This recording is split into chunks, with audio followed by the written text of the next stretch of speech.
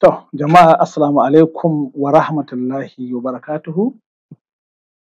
Sakamakon zaɓe da aka gudanar mai taken wa kuke son ya zama gwamna a kakar zaɓe ta 2027 tsakanin mai girma gwamnan Kano Alhaji Abba Kabir Yusuf da kuma Right Honorable Barau I. Jibril, wato Deputy Senate President na ƙasa kenan.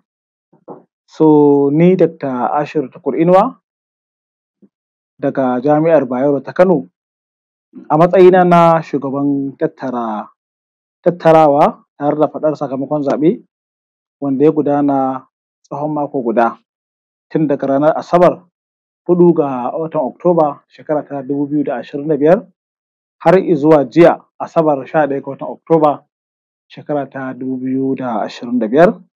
Yau a wannan rana ta Lahadi 12 ga watan Oktoba shekara ta 2025 nake gabatar da wannan sakamakon zaɓe kamar haka. Na ɗaya, yawan ƙuri'an da aka kaɗa 8,200. Yawan ƙuri'un da aka kaɗa sun kama 8,200. Yawan ƙuri'un da suka lalace wato invalid votes sun kama guda 342. Guda 342. Alhaji Abba Kabir Yusuf ya samu ƙuri'u 7,001. Guda 7,001. Alhaji Abba Kabir Yusuf ya samu ƙuri'u guda 7,001. Sai kuma Barau I. Jibril ya sami ƙuri'u da suka kai adadin 857. 857.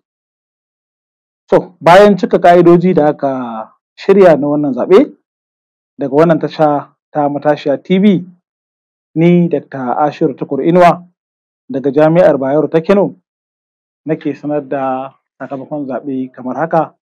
Wato nake sanar da cewa Alhaji Abba Kabir Yusuf ya cika dukkan ƙa'idojin da aka tsara kuma ya samu mafiya rinjayen ƙuri'u. Da wannan nake sanarwa cewa Alhaji Abba Kabir Yusuf shi ne ya lashe wannan zaɓe kuma ya samu nasara a cikin wannan zaɓe da aka gudanar na wa kuke sha'awar ya zama gwamna a shekara ta